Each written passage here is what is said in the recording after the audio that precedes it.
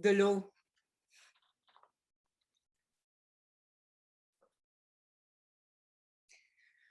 Elle recouvre 72% de notre maison commune, la Terre. Notre être prend forme dans les eaux maternelles. Et à l'âge adulte, l'eau représente environ 60% de notre masse corporelle. Il n'y a rien de mieux quand on a soif, n'est-ce pas? L'eau est si inspirante. Tant de monde rêve d'avoir une résidence au bord du fleuve ou du lac. Oui, l'eau est si vivifiante à tant de niveaux. Mais elle peut aussi être si terrifiante. Pour qui a déjà vécu une inondation, par exemple. Et aujourd'hui, comment ne pas être saisi de compassion pour ce petit garçon de l'école Filto qui s'est noyé cette semaine?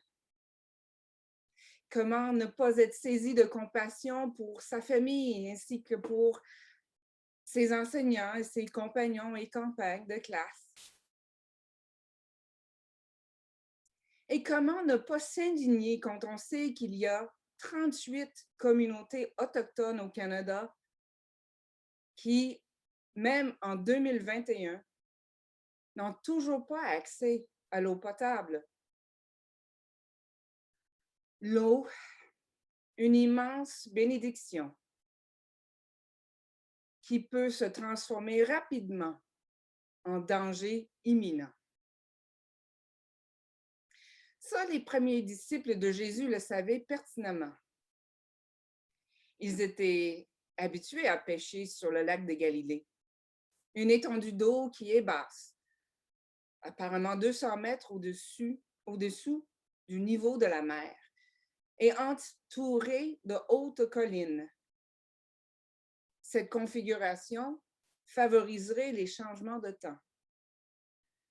Alors Jésus, pourquoi es-tu si pressé que tu demandes à tes disciples de quitter la sécurité de la rive pour s'aventurer sur ces eaux imprévisibles? Et la nuit, à part de ça. Pourquoi Marc nous raconte-t-il cette histoire de cette façon? La nuit,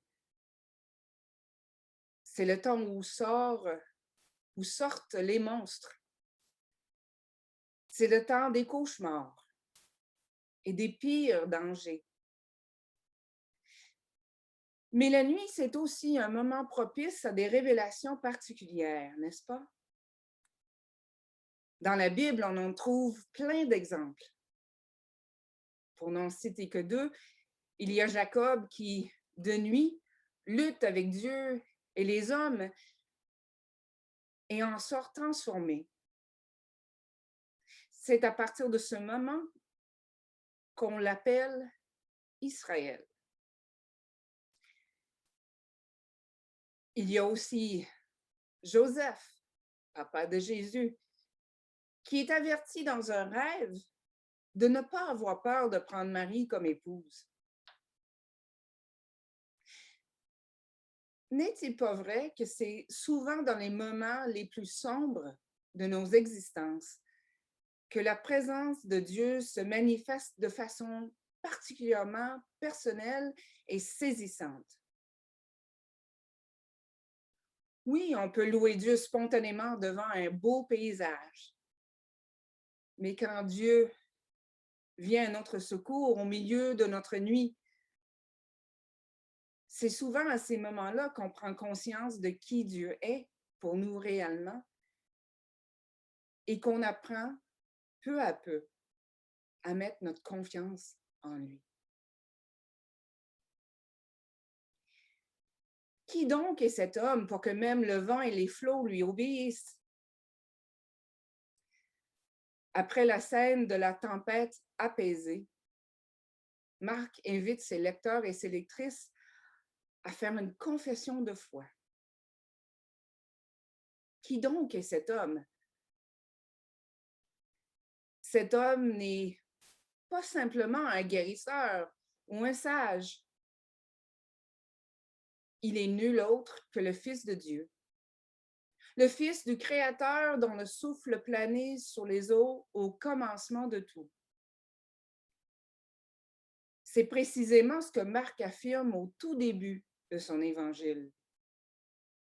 Commencement de la bonne nouvelle de Jésus, le Christ, Fils de Dieu. Avec Jésus, c'est le commencement, l'inauguration d'un temps nouveau, le commencement d'un ciel nouveau, d'une terre nouvelle. Mais remarquez bien, ici, nous ne sommes pas dans un monde sans tempête, mais plutôt avec un maître qui montre à ses disciples ce qu'il faut faire pour les affronter et ce qu'il faut pour les affronter. La foi. La foi, ce n'est pas un ensemble de convictions auxquelles il faut adhérer, qu'il faut croire Dieu comme fer et qui nous protégerait contre tout malheur. La foi, c'est la confiance en Dieu contre vents et marées. C'est sa confiance en Dieu, son Père, qui donne à Jésus de dormir paisiblement dans la barque.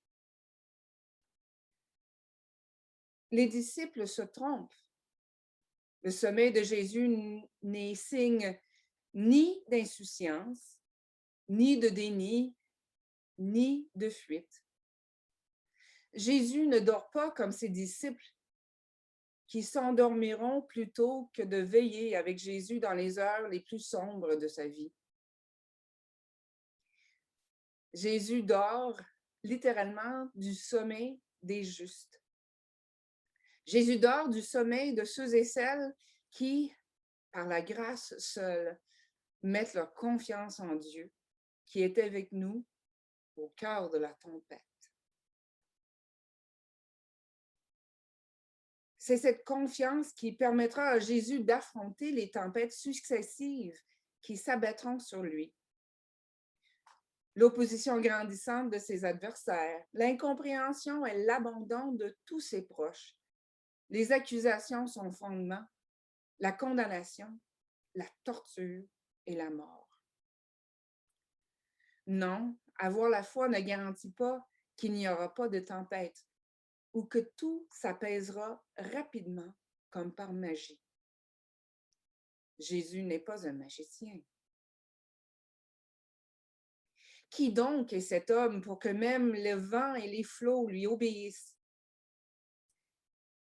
Il est nul autre que le Fils de Dieu, qui est avec nous quand la vie est un long fleuve tranquille et aussi quand les vagues nous engloutissent et quand nous en émergeons transformés à tout jamais.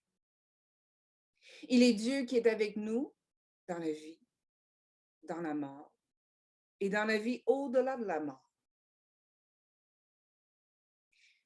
Que notre foi nous apaise quand la tempête fait rage. Pourquoi avez-vous si peur? Vendredi, à la parole sur le pouce, c'est ce si peur qui m'a sauté aux oreilles. Pourquoi avez-vous si peur? Pourquoi avez-vous peur de cette façon? Et on a remarqué que le verbe est au présent. Curieux.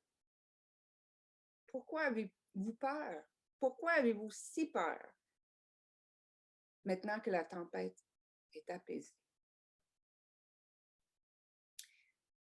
Il y a des situations où la peur est tout à fait appropriée comme réaction. Des situations où la peur nous mobilise.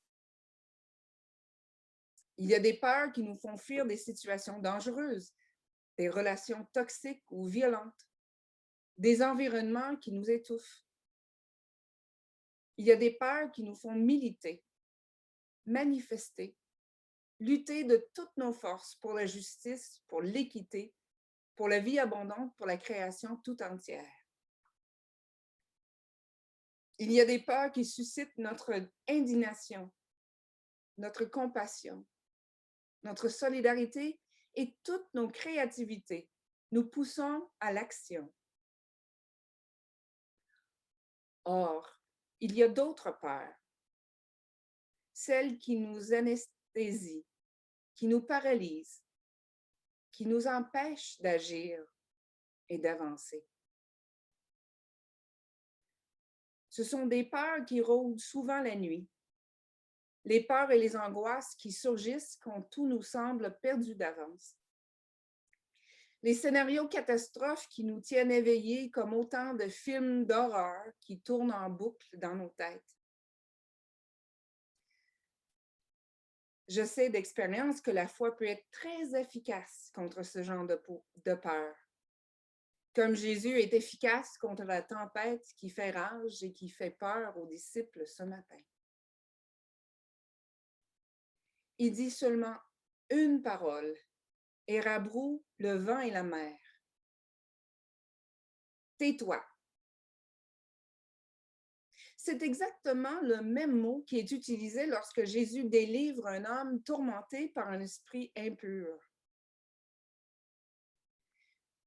N'est-il pas vrai que souvent nos tempêtes s'apaisent quand nous arrivons à réduire au silence les peurs qui font rage en nous? Quand j'ai peur, je me pose souvent la question, c'est quoi la pire chose qui pourrait m'arriver? Et quand je poursuis ma réflexion jusqu'au bout de ce que je peux imaginer, j'arrive presque toujours à me dire, et même si j'en mourrais, ce ne serait pas la fin. C'est la promesse de ma foi. Ma foi m'aide à apaiser mes tempêtes. Ce n'est jamais instantané, ni toujours efficace à 100%. Ma foi n'a pas fini de grandir, mais même petite, elle fait déjà une énorme différence dans ma vie. Qui est ce Jésus? Il est celui qui a le pouvoir d'exorciser la mer comme il chasse les démons, dont les peurs paralysantes, de quiconque met sa foi en lui. Pourquoi avez-vous si peur? N'avez-vous pas encore la foi?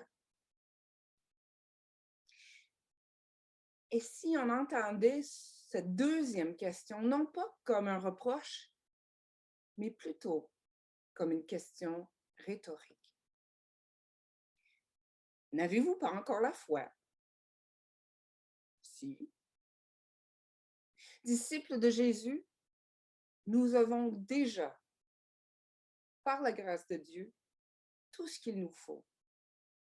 Même si notre foi est petite comme une graine de moutarde, par la grâce de Dieu, nous pouvons apprendre à la cultiver, à favoriser sa croissance, afin que fleurissent en nous et autour de nous le ciel nouveau et la terre nouvelle que Jésus a inaugurée.